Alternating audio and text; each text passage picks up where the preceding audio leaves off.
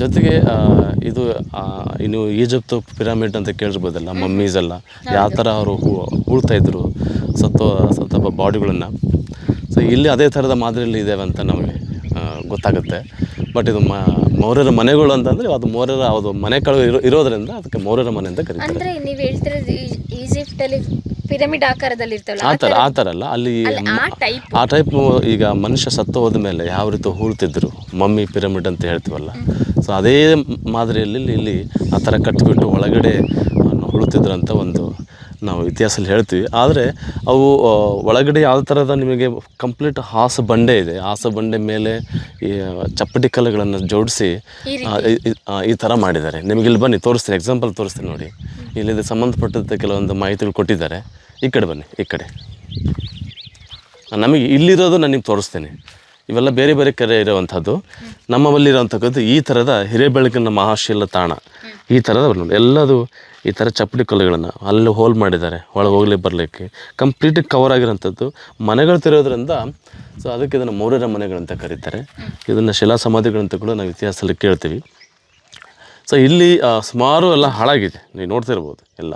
ಜೊತೆಗೆ ಇದಕ್ಕೆ ಹೋಗೋ ದಾರಿ ಕೂಡ ಅವರು ಮ್ಯಾಪ್ ಮಾಡಿದ್ದಾರೆ. ಸೊ ಅಲ್ಲಿ ನಿಮಗೆ ಒಂದು ಮ್ಯಾಪ್ ಕಾಣುತ್ತೆ, ಬನ್ನಿ ತೋರಿಸ್ತೀನಿ ಅಲ್ಲಿ, ಬನ್ನಿ. ಸೊ ಈ ಮ್ಯಾಪನ್ನು ತಗೊಳ್ಳಿ. ಸೊ ಇದು ಮ್ಯಾಪ್. ಸೊ ಜನಕ್ಕೆ ಇದು ಕನ್ಫ್ಯೂಸ್ ಆಗಬಾರ್ದು, ದಾರಿ ತಪ್ಪಬಾರ್ದು ಅಂತೇಳಿ ಈ ಥರ ಒಂದು ಮ್ಯಾಪ್ ಮಾಡಿದ್ದಾರೆ. ಸೊ ನೋಡಿ ಈ ಥರದ ಅಲ್ಲಲ್ಲಿ ಕೆಲವೊಂದು ರಾಕ್ ಆರ್ಟ್ಸ್ ಇದ್ದಾವೆ, ಕಲ್ಲಿನ ಬುರುಡುಗಳು ಮುದ್ದೆಗಳಿದ್ದಾವೆ, ಮಹಾಶಿಲ ಸ್ಮಾರಕಗಳಿವೆಲ್ಲ.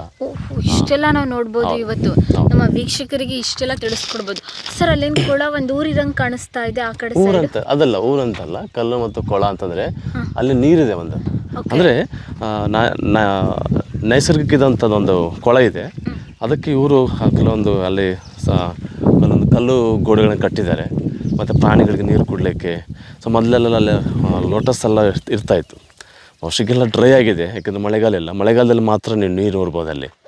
ಅದಾದ ನಂತರ ಬಹುಶಃ ಯಾಕಂದರೆ ನೀರು ತನಕ ನೀರು ಪ್ಲಸ್ ಊರು, ಬಹುಶಃ ಅಲ್ಲಿ ಒಂದು ಜನಾಂಗ ವಾಸ ಮಾಡ್ತಿದ್ರು, ಜನಕ್ಕೆ ನೀರು ಮತ್ತು ಜನನ ಹೂಳೋ ಒಂದು ಪಕ್ಕದಲ್ಲಿ ಒಂದು ಹೂಳೋ ಒಂದು ಏರಿಯಾ ಕೂಡ ಇದೆ ಅಲ್ಲಿ. ಅಂದರೆ ಸತ್ತರನ್ನ ಅದನ್ನು ಹೂಳೋಕೋದು. ಬಟ್ ಇದನ್ನು ಮನೆ ಥರ ಇರೋದ್ರಿಂದ ಇದಕ್ಕೆ ಮೌರ್ಯರ ಮನೆಗಳು ಅಂತ ಕರೀತಾರೆ. ನಾನು ಇದೆಲ್ಲ ಮನೆ ಥರ ಕಾಣಿಸ್ತಾ ಇದೆಯಲ್ಲ, ಅದಕ್ಕೆ ಊರು ಇರ್ಬೋದು ಅನ್ಕೊಂಡು. ನಾವು ವಿ ಆರ್ ಹಿಯರ್, ನಾವು ಇಲ್ಲಿ ನಾವು ಈಗ ಬಂತಲ್ಲ ಹಿರೇಬೆಣಕಲ್ಲು, ಇಲ್ಲಿ ಹಿರೇಬೆಣಕಲ್ಲು ರೈಟ್. ನಾವೀಗ ಇಲ್ಲಿದ್ದೀವಿ, ಇಲ್ಲಿಂದ ನಾವು ಸ್ಟಾರ್ಟ್ ಮಾಡ್ತೀವಿ. ಓಕೆ, ಇದು ಊರ್ಲಿಂದ ನಾವು ಒಳಗಲಿಂದ ಬಂದಿದ್ದೀವಿ. ಸೊ ಇಲ್ಲಿ ನಾವು ಇಲ್ಲಿದ್ದೀವಿ, ಇಲ್ಲಿಂದ ನಾವು ಸ್ಟಾರ್ಟ್ ಮಾಡ್ಬೇಕು ಇವಾಗ. ಓಕೆ, ರಿಸರ್ವ್ ಫಾರೆಸ್ಟ್ ಇದು. ಹೌದು. ಓಕೆ, ಇಲ್ಲಿನ